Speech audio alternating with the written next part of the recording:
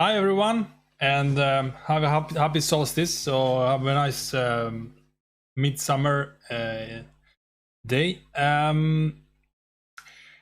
Today we're gonna go through some more texturing, but before I continue on that, there are some announcements I want to make that involve directly the webcast. The first is that from this episode on, the webcast is going to have a 1 hour duration. So yeah, I think 2 hours was overkill for everyone. I actually liked it, but there are people don't have the time. It can be overkill to watch the 2 hour tutorial. So we're gonna be doing it 1 hour tutorial, and then at some point during the week, there's going to be some, let's say, freeform webcasting as well. That will be at random times. So just stay tuned on your emails and keep it watching. Anyway, the other announcement, which involves also the webcast, has to do with the day. So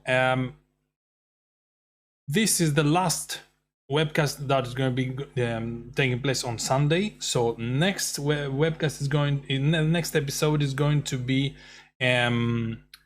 on Mondays at 5 o'clock UTC.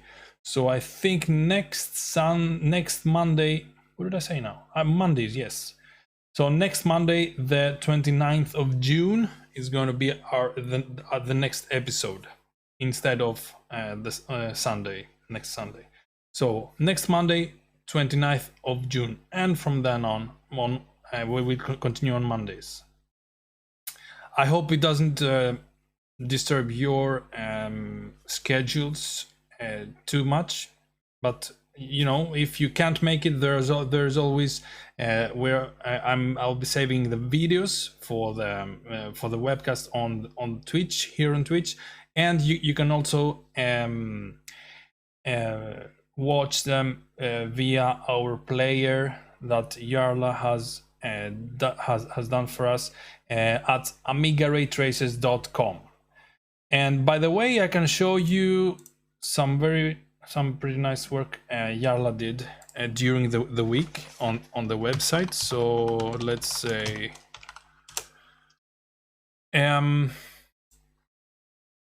so here I'm gonna be doing yes. So this is the so on the website, you now have two choices on the start page. So the webcast episode list gets you to this list, where you can also choose which episode you want to watch. And let's say I want to watch animating, then it comes to the player. And on your left side, downside, you have the timings at where each subtopic is beginning. So I hope this can be a lot more convenient for you guys to watch. So that's about it. Up to now, are there any questions? And let me start my browser again and see what Twitch is doing here. Let's see now. And this. Oh, by the way, let me take that thing out and put on my headphones. There.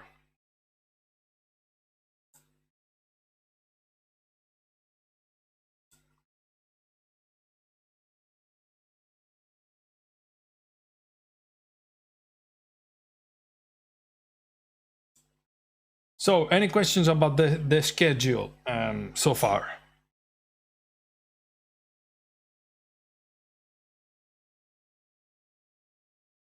Thanks, man. One has to have a summer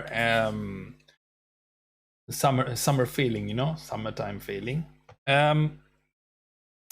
As a side note, I would really love to continue the webcast during the summer. So I will be having my laptop with me and the camera, and since I love doing that, you know, there is going to be an activity on the channel at least once a week.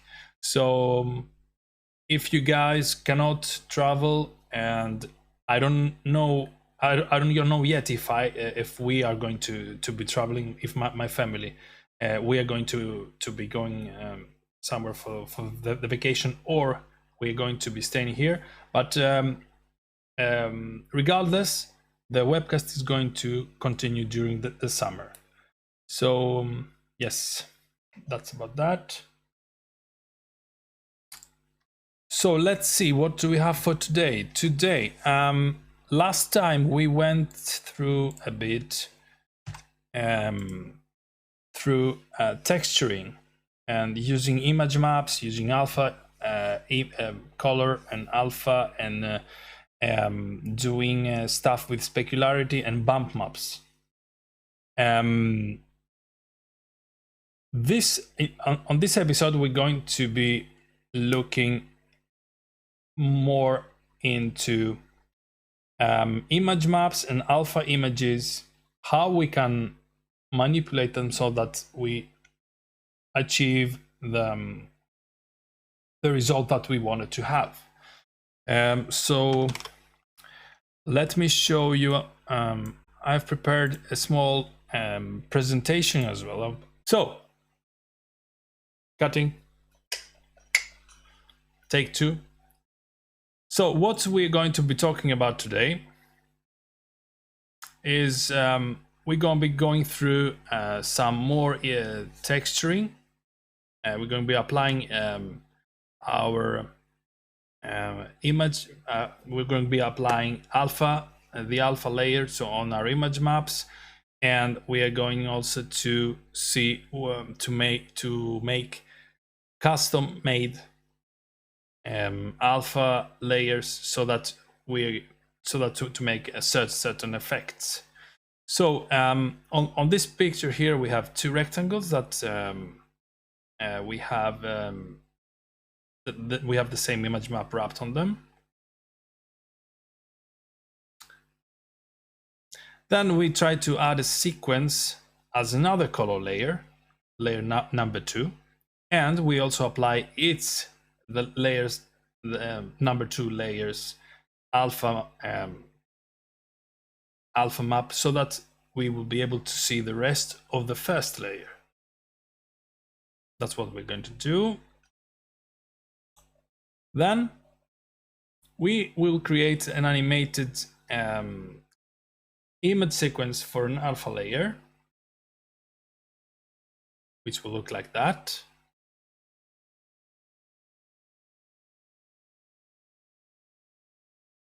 Let's just put slow motion on that, so that you will be able to see what exactly it is and how it will affect the layer. So next, and then we apply the sequence to the color layers image map, alpha image map, sorry, which will look like that.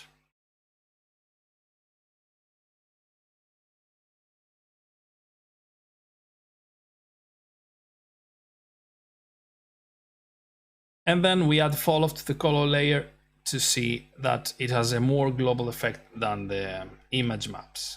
So it actually, fall off has a more, it supersedes them.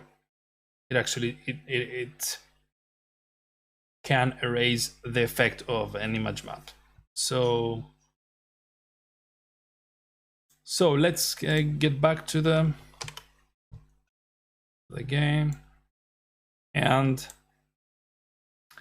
I will be building some rectangles here. Let's see now. So scenes, base objects there. So what I've done now, what I've created, this is two rectangles. I can show you how they look like. There and there. So there, number one is this one guy, and the bigger one is this one. And as I said earlier, I have taken into account, I mean, I have planned how much I wanted to be. So, and that will make, that will have a meaning when you want to your fall off effect to have to start counting when you want. Say I have this 4 meter by 3 meter rectangle, and I want, say, to the fall off effect to start there, or say I want to add velocity to my texture, so that I know exactly at frame 2 I want it to be there. Okay. So can actually create them. Box numeric. Say I say 1 minus 1.5 meter. The y is, no wait, minus 2 meters. Minus 2 meters minus 1.5 meter, not millimeter, a meter. And this can stay 0. And for the high values, 2 meters, 1.5 meter, and this stays 0. One segment, and then I make the first one. I name it as I want, let's say rectangle. And on my layer 2, I press 2, and then layer 2, box again. So that, what I mentioned was the other one. 8 by 6. So I will be typing -4. See here on the down the left, -4 to +4, and 3 and -3, -3 to 3. So let's reproduce that. -4, -3, +4, +3. So this is also the aspect ratio of a PAL of the PAL format, 4 by 3. So yeah, a widescreen should be 16 by 9. So if I wanted to make a widescreen box, say, just for the sake of the calculations, it will be 16 times 9. So you would be doing 8 meters, -4 to +4, and your height would be 4.5. Okay, so 8 by 4.5. Yes, let me do something here. Yes, space, and then yeah, we'll go to layout. We import our objects, load them, you know, as usual. And then on the surface, just for the sake of the exercise, I can change surface colors. Say I want something like that. Not this one. And I want it to be luminous. I don't want it to be affected by the light's angle or position. And then I press T for texture. I choose planar image map, I want the opacity of the image map to be 100%, and then I choose an image map of my liking. Now this will be the first image map. So I want my I want the background of the image. I mean, I want the whole image to be visible together with its border color. Okay. If I wanted to, as I said in the previous episode, if I wanted to for something to not be visible, then I would have to choose the alpha map. Let me show you as well, so how it can be done again. Just some repetition. Images, wrap map, alpha. So this is like where is my there it is. So this looks like that. So wrap map color, as I showed you, and my image, my alpha map will be like this. It's better to be black and white. Lightwave can also do the conversion itself. Say you can put a colored image there, but the conversion won't be as accurate as what you want it to look like. So you might get some artifacts, you might get some not entirely transparent pixels on your layers. So it's best to have control over the alpha layer as well. So yes, go there, and let's say I want, now they look like that, and let's say I want to, my rectangle one, I want to drill a hole on my alpha, on my layer.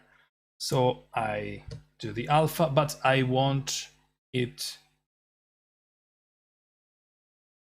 let's say I want my logo, my text here to have the color of my the rectangle. So what this will do, this converts my image into into its negative. So the white will become black, and black will become white, and all the shades of gray between them will change value towards the opposite. So what will happen? We have this one. Oh wait. Yeah. This is correct. So if I want, yes. So this is what I wanted. I wanted our text to have the same, to be having a hole in it. So same here. By that. So now I have my background gone, because the background right now is black, and black is what black. If you have a black on your alpha channel, you don't have anything actually. So these are my base colors, my base objects I will be manipulating for this episode.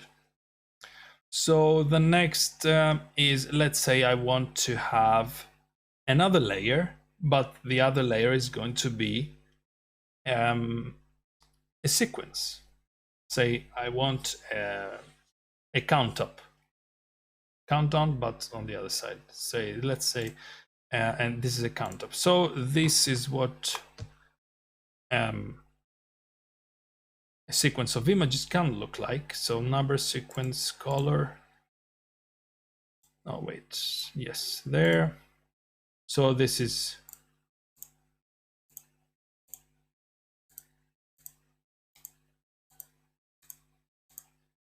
and 0 again. So this is my sequence of numbers I have created. And I've also pre-rendered the alpha channel for that. So this is going to be black and white again. So this is the same sequence but in black and white. Okay. So let's see how we're going to apply that. Let's take away alpha map of this layer. Away, we don't need it right now. And on the images, I load a sequence. And then I navigate to the directory. I have my sequence in and number sequence color, and I just double click on one. Lightwave first understands the rest. Now I want to load my alpha sequence as well for the numbers. So number sequence alpha, double click. And this is how it is here, how it looks. It looks just like that. Now we have, for example, simple images don't have these fields editable. But if you have a sequence, this is just for sequences. So file name extensions, so that Lightwave knows what extension it is. Sequence digits. This is, I can show you, this is the number of digits that that are incremental, so that Lightwave will understand how to look for the file name. So when you make a sequence, say, hold on. So as you can see, I have the name, I have an underbar, I have 4 digits chosen, and then I have an extension. In order for Lightwave to understand that, you have to save. If you do this on Lightwave, if you're making your image sequence on Lightwave, so then you can save the RGB image. Say, okay, let's say say alpha, and then I put an underbar or a bar, and then here by default Lightwave has this one. So you might want to change that, especially if you're on UAE, and you share the directory with the operating system, so that because most modern operating systems don't look on the header of the file, but on the extension to understand what that file does. So that it might be best if you have an extension, say XXX, these things here, so that the XXX will be replaced by the IFF or TGA or TIF or whatever you have chosen to save on. So yes, and then Lightwave then senses this and posts it here. Any questions on image map loading and image sequence loading?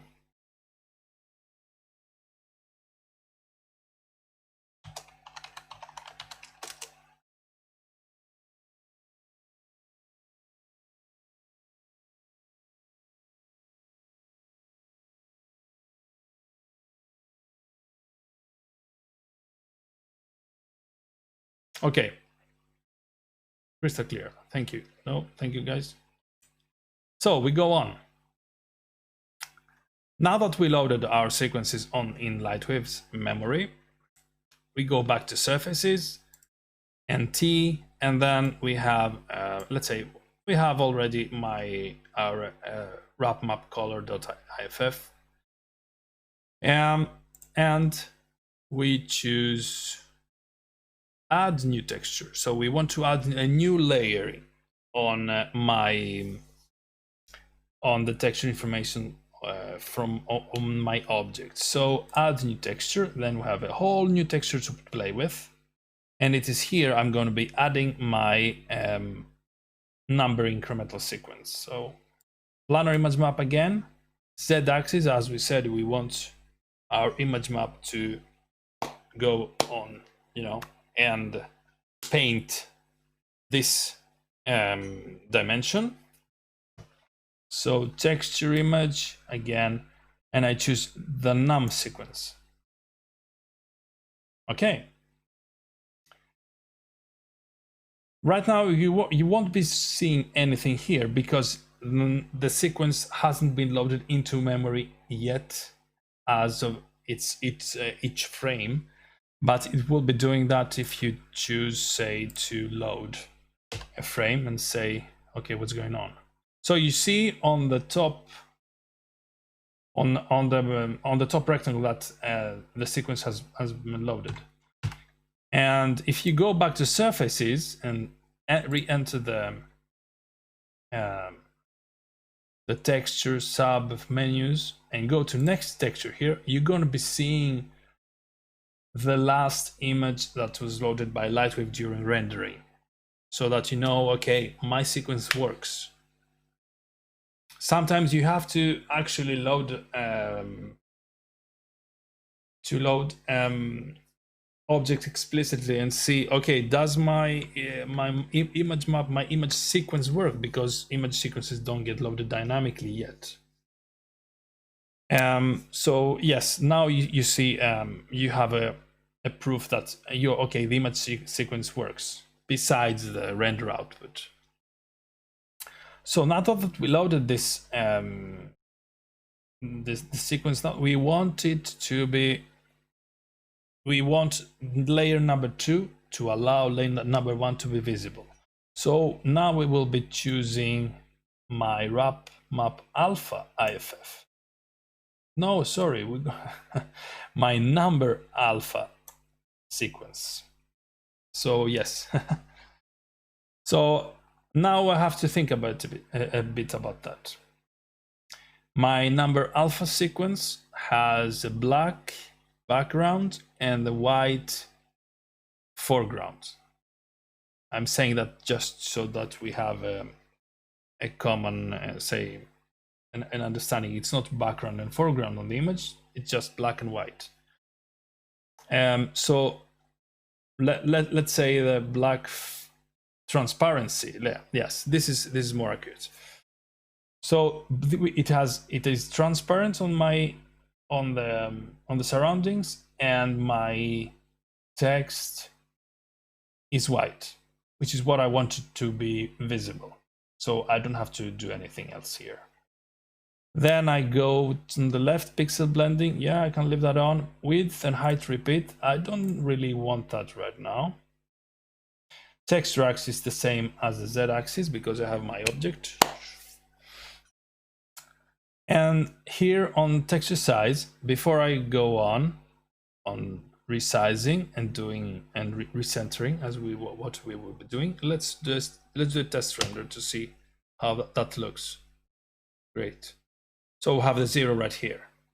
Okay. So now I want to move it, say on my, let's move it on the upper left corner here. Now, if I want to be dead accurate from the first stage, from the first point, without looking for guessing and second guessing and doing test renders without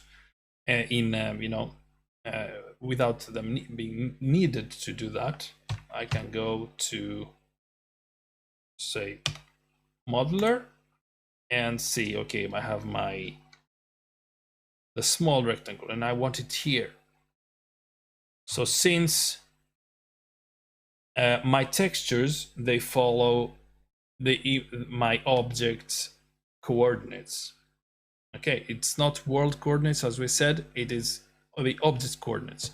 So it is safe to assume that if I put my cursor here, on the bottom left side I have my coordinates, and let's say I have x as -1.4 and y as 0.9 meter, 900 millimeters. So -1.4 meter 0.9 meter. 1.4.9, and I go here, and again, of course I can write it down, but yeah. And I go to Texas Center, and I say minus 1.4.9. Okay, so let's see if I've done it correctly. Correct. So that's where I wanted to do. I wanted it to be. Okay. Just a bit to the left, actually. 0.5. There.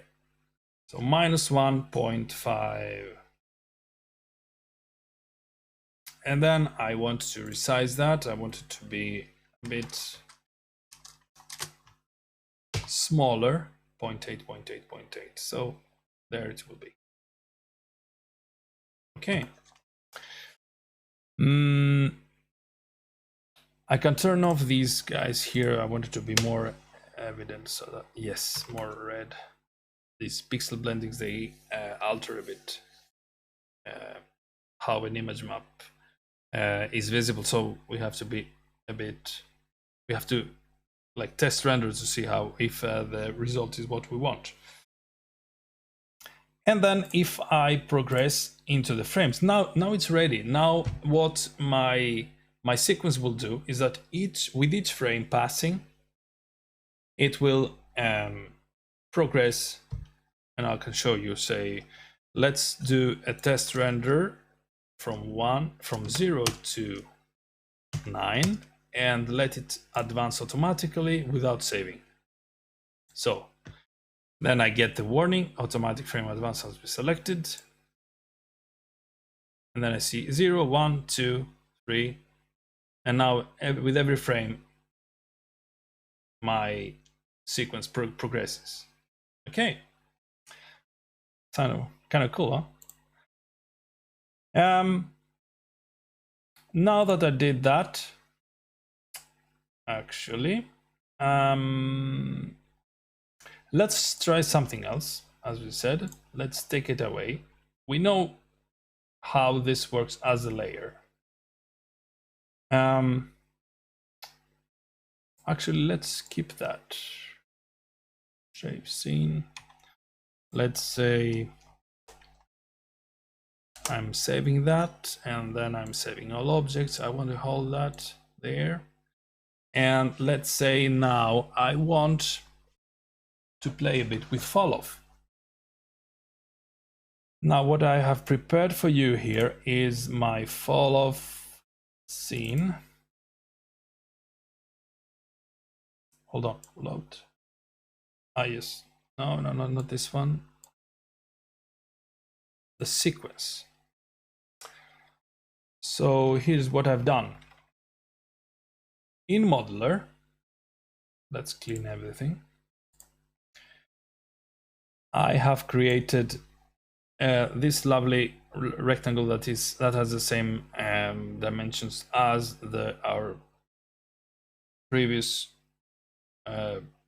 big rectangle example.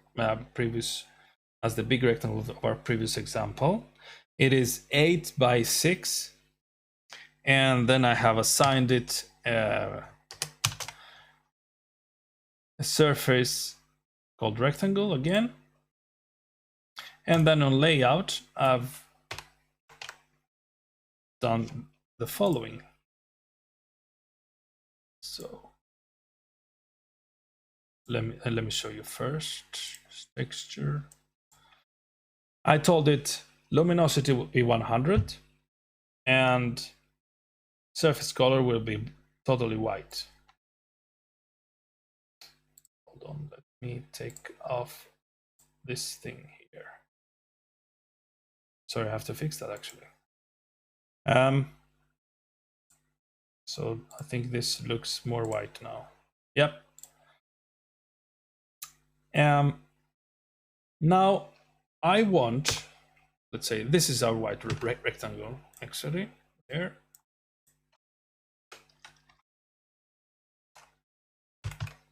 Very lovely, very simple. You have to love the simplicity of it.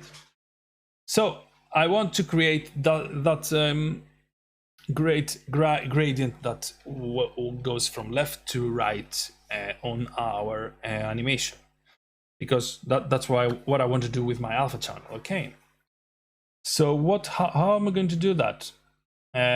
What I want is actually on a black background. I want my rectangle to have a white gradient on the left and right. Okay,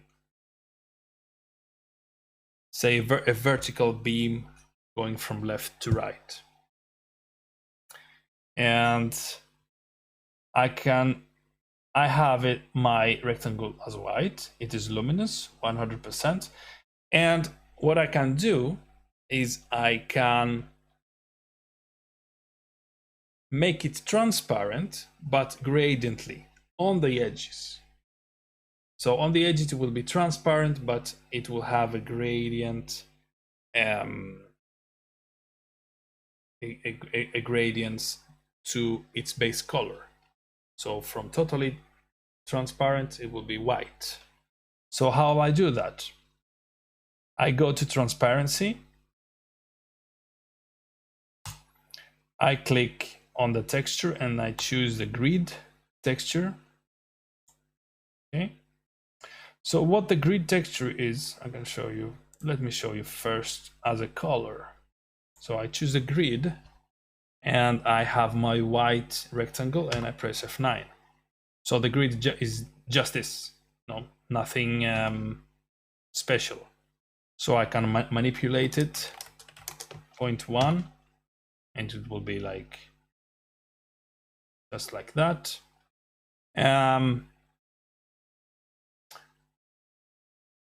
What I found out while preparing for this webcast is that velocity, texture velocity, does not work for grid, checkerboard, and dots.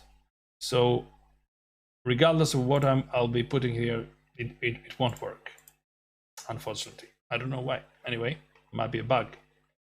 But all the other three buttons work. So one thing about the grid procedural texture is that line thickness, say 0.5, I have a thicker line. When I go to 1, the grid disappears. So why is that? So the texture color, let's say the texture color, I put some green on my white. So it would look just like that. So now I mean, we can imagine that it will do this, it will have the same effect on the rest of the layers. Okay, so if you want to, say, manipulate how this will be transparent, so you can actually do that. So let's play a bit with transparency. 0.2. No, wait a minute. Let's remove that. And just so that you understand what's going on, I'll put a gradient backdrop. Right now, the gradient backdrop won't be visible. It will be behind my rectangle. So let's start manipulating the transparency. So let's remove it first. Transparent, planar map, grid. I put my grid. Let's do a test render and see what's going on. So you can see this is transparent here. Okay. The texture value, it's not completely transparent, if you can see, but we can do that. Let's do 100. So this is 100% transparent on my grid.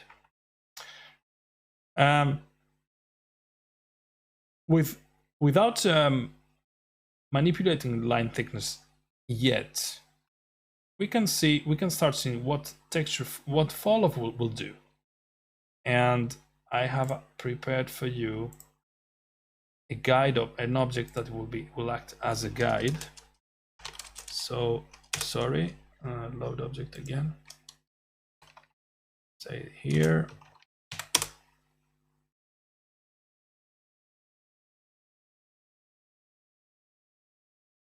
So let's see if I did it correctly.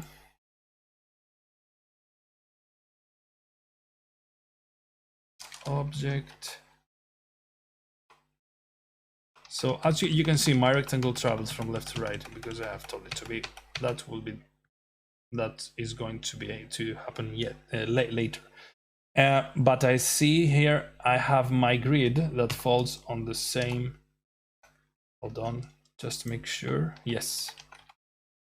So this is a vertical grid I created so that you will be able to visualize the grid on the vertical plane as well. And the reason for that is that we can use that as a guide to see where my fall off is going to start happening. Okay, so let's say this is the center of my texture. Okay, the center of my, say, rectangle texture here. And let's see how it looks again. Oh, wait. What did I do? Oh no. Let's remove the texture here. This white. Next is grid. Changing grid. What's wrong? Something's wrong.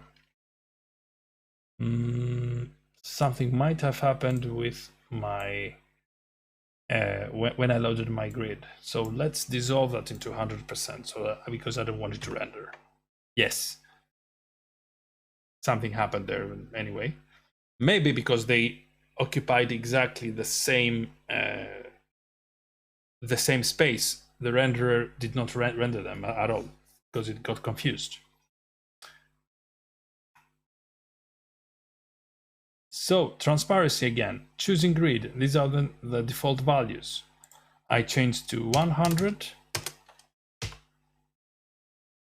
Yes. Now start manipulating the fall off. So now you see this is our center here. It's on the background. And I want for the fall off to start. I want my texture to start falling off. Let's think about it a bit. Let's say to 1 meter. So I would say, okay, in a 1 meter and -1 meter, plus and minus meter on the x-axis, I want it to have to be on 50% of its value. So let's see what we have done. So as you can see, the grid starts disappearing. Okay. So 1 meter in 2 meters, it will be 100%. So 50% per meter. So in 1 meter will be 50%. Now let's increase the thickness of our line. Again.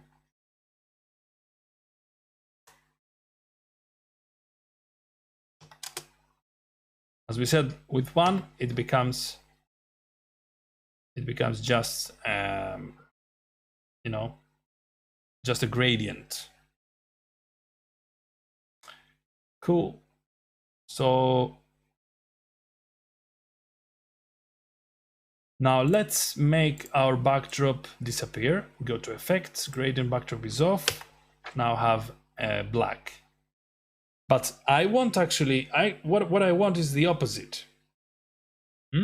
Now have my layer solid, except from this edge here where it's going it's becoming gradiently transparent. So I want to change that. I want the opposite than what we had. So we start by transparency. So the rectangle is solid by default, and then I'm having the grid that tells that solid rectangle to be transparent as where the grid procedural texture is valid. Okay, so where it's valid, it's transparent, and where it starts fading off, it fades off to the solid again. I want the opposite, so I'm going to change the texture value here to 0, and then go out to transparency and do that into transparent. So I have a transparent rectangle, but the grid tells it to be not transparent in the center. Then I have the fall off, you know, and it becomes transparent on the edges. So let's see if we've achieved what we wanted. And we did. See? So this is a black and white image I can save so that it will be our alpha channel for the other scene we did before. Okay. And we can animate that. Say, let me see here. Yes. So, and we can animate that so that the camera sees the animation of the alpha of my alpha channel. So what I did actually was I did that simple keyframing, you know, from -4 on the 0 to +4 on number 30. And this is what the camera looks, what the camera sees.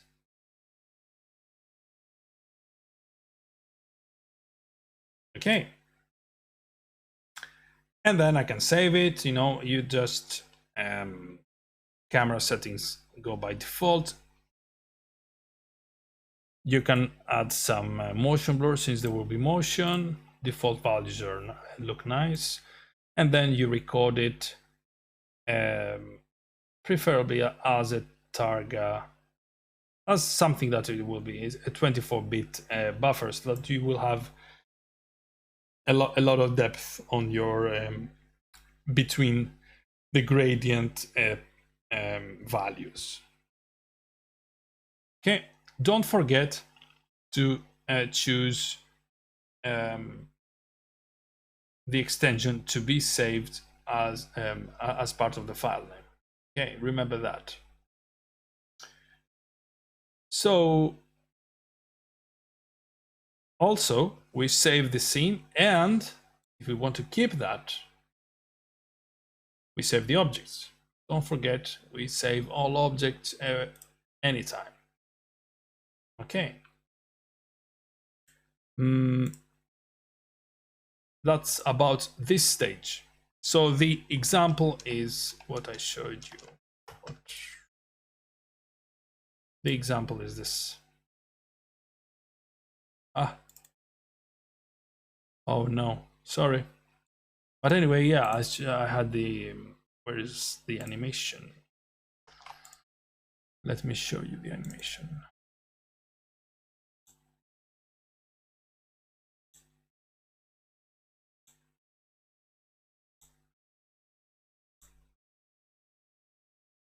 So this is the animation in slow motion.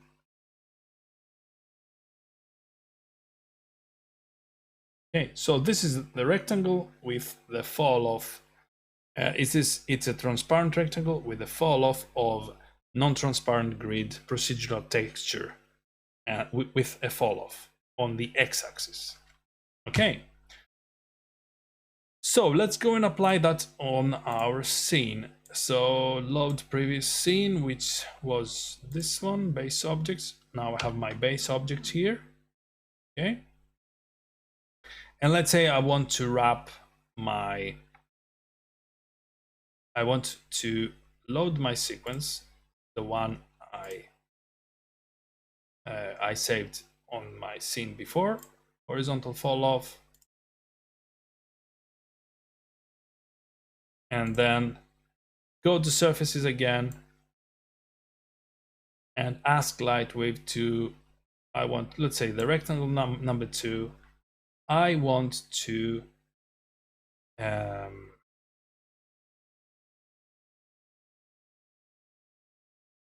I want my image, the color map here. When I want this one to have the animation of not showing and then showing for a bit and then not showing again. So on the texture alpha image, I choose my horizontal fall off. Okay. And just as it is, I do a test render and see what happens. So this is frame 0 of my image sequence as an alpha image on the alpha channel. It shows nothing because the alpha channel is black. Frame 0 is black because my rectangle hasn't entered yet the camera when we were saving it. So let's say right now, since this is a sequence, if I continue and change frame count, so let's say frame 2, see maybe if something happens. Yeah, something starts happening here. So my image map, the layer that has the image map, starts being visible gradiently. Okay, so if I go further forward in time and press F9, so something starts happening. Okay, and the gradient is see, it is smooth since we have chosen to save it with a 24-bit buffer. So it's very smooth and almost flawless, I can say. Ham8, it gives it, I mean, it degrades our image a bit, but yeah, that's Ham8. Back, so that's how it was. And also, let's say there, I can say it's in 15, 16. See, so it starts fading out here and here. Okay. Any questions on that right now? No, hi Volkero, welcome.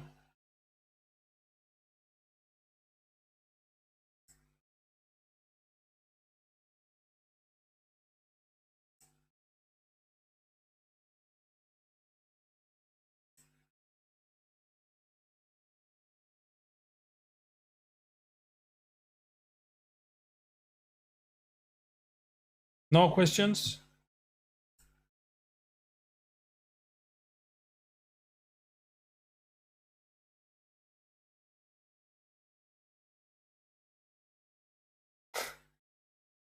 Yarla, you naughty boy. Anyway, we go on. We have a quarter since I messed it up a bit in the beginning. By the way, for those that was Walker, I think you weren't present in the beginning. There are some changes on the schedule. Next episode is going from the next episode and on. Further on, the webcast is going to be cast on Mondays at 5 o'clock UTC. Same time, but just we just moved one day in forward. And also the duration is going to be 1 hour because I mean it's gonna be an overkill for 2 hour tutorials. So not everyone can have the time to follow a 2 hour tutorial per week. However, I'm going to be doing some free form webcasting at random points during the week that are going to be saved for a couple of weeks also. So I will be doing some fun stuff with Lightwave during these webcasts. Also, I talked about the summer, and I'm pretty confident that I can continue doing the webcast during summertime, during the holiday. So we will be around. So everyone, keep in touch. So that's about it. Let's continue. So now that we made our animated alpha image work, of course the same the same stands for the color image and whatever you assign the image sequence to. So for example, let's say I want to make my rectangle transparent. At the same time, I am doing this thing, you know, the alpha image map. Let's say now I'm having some wild thoughts. So let's see what else we can do with that image sequence. So planar image map, z-axis, we are on the transparency texture for rectangle 2. Again, rectangle 2 is this one, the lower one, where I have applied my horizontal fall off image sequence. And what can we do here? Transparency texture. Right now, my rectangle is not transparent. So let's make it transparent, 100%. And on the texture here, I choose horizontal fall off as the texture image for transparency. I can delete these things here and see what I did. Oh, I did a mess. Why did I do a mess? Because I haven't resized it. I haven't resized this texture for the needs of my layer. So let's go back here and see texture size 7.9, 5.91. Let's start from there. 7.9, 5.191, 7.9, 5.91, and see what happens. So I managed to make it transparent on the center, but that's not what I want. Or maybe that's what I want. But let's do the opposite. So negative, and see what happens. Yes. So that's what I wanted to do. Let's see now what happens at frame 0, F0, F9. Of course it is transparent. I have told it to be transparent. Frame 1 is black, totally black. And now it starts gradiently become present.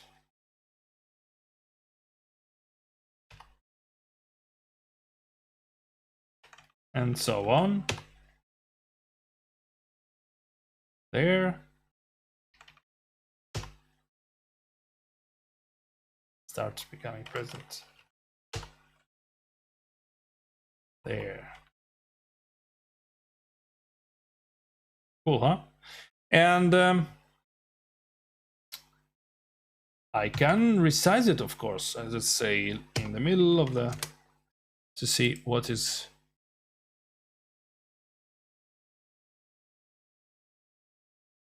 I do it in 5 to 3. Resize everything and say, or let's say, let's play with a negative image. Now it is like this one. Okay. I can also, so let's go back 5.9. Let's go back to our effect, the same, and to a negative here. Okay. So one thing to distinguish from the other, This is the transparency texture for the whole object. So we can think of it as an alpha image, but for an object. Okay. While this here is the alpha image for the layer of the color texture. See? Now there's a distinction, you know. This does not have effect on the whole object, but it does have effect on just that layer where we have applied the fall-off. But here, this affects the whole object.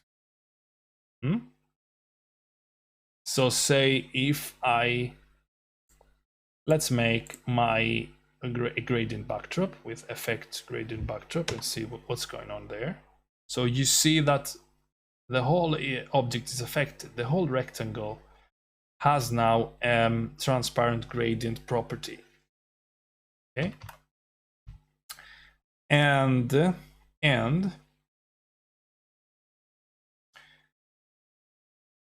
what else I wanted to show you now? Yes, let's say, and actually the texture opacity, the layer opacity. If right now my object is 100% transparent and this layer has no effect. So by increasing this, I am increasing increasing the effect of that layer. So 54%. Now it starts being visible. Okay, so at 100%, it's totally visible in some places where it is whether the layer tells light with that. Okay, now it's totally white. Now I want you to have my object as you know, I want it to be seen. I want it to be visible 100%. But this might be confusing because right here, transparency texture. Okay, I've placed into negative image. So the transparency texture and every texture except for, of course, from the color layer, when you have white, it increases that bar here to 100%. So when my image map is white for the transparency, it is totally white. So it will be totally transparent. That is why if you press here without pressing a negative, it will be totally transparent here. This is my white on my transparency layer. While when you have an image map for a layer, it's the opposite. White is the totally visible and black will be totally transparent, but for that layer. So this is something that can be confusing, but it's quite logical because it's not the same thing. It might look the same thing, but it's not the same thing. Okay. Yes. So we put it back on our negative image, you know, and then we can just make a see how it is. Yes. Okay. And of course I can manipulate. I can say, okay, I want it 70% to be to not be. So you can have you can have other effects as well. So this border here is where my my horizontal fall off gradient image does not touch. Actually, it's because we have 7.9 to 5.9. If I choose to have 8.4, then that will not be visible. Okay. Again, so this happens here, let's say 39%. This happens here because my transparency map is smaller than my object. If I press automatic sizing here, current, okay, then it's 8 by 6, and then you're going to be seeing here this. So it won't be visible after all, because my transparency map has grown to encompass the whole image. Okay. So with all these things said today, it can be confusing, but just let me know if you have any questions. You can start manipulating objects. Let's say you can play with your logo, and you can post your findings as a homework, on the forum. Do you have any questions regarding that?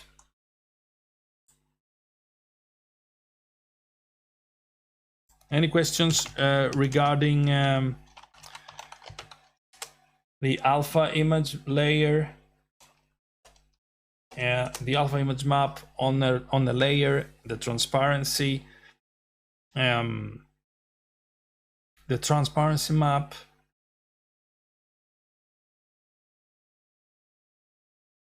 Say if I remove that, I can tell. I can add a reflectivity as well.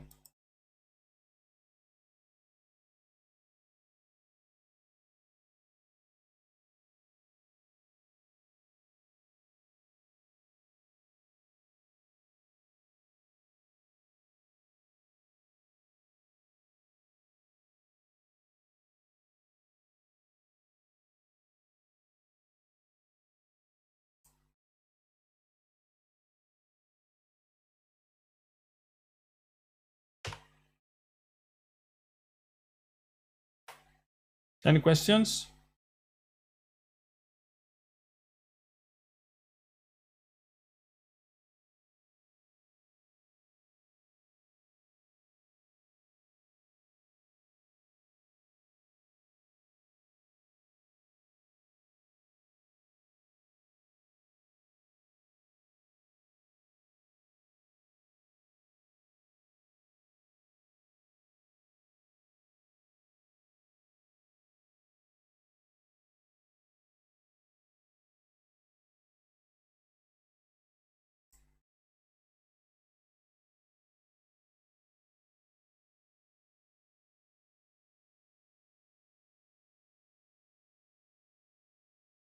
No question at all?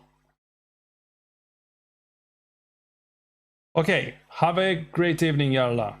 Thank you. Wrapping it up, we did some image map texturing, we did some texture alpha image, and we actually used both the same texture, and we use a texture and image sequence. And we also took a look into how other surface attributes react to what they do actually when we have a transparency, when we have a texture map on them. Okay, how they show out to our renders. So thank you for that. Thank you very much. Our next episode is going to be on Monday the 29th at 5 o'clock UTC.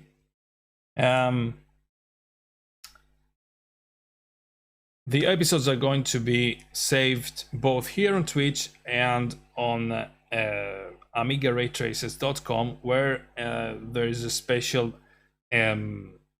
page for the episodes, so that you won't miss them. And they are also they have also timing, so that you can go hop to the respective topics during the episode. So experiment a bit, with that if you have the time during the week, and post your tutorials on amigaraytracers.com. Okay, so thank you for that. Last but not least, I wanted to thank our patrons and supporters. George Walkeros Sokianos, thank you. Yarflight, thank you very much. Midone, thank you. And Anthony Jarvis, thank you very much. That's about it. And see you in a bit more than 1 week. Bye bye.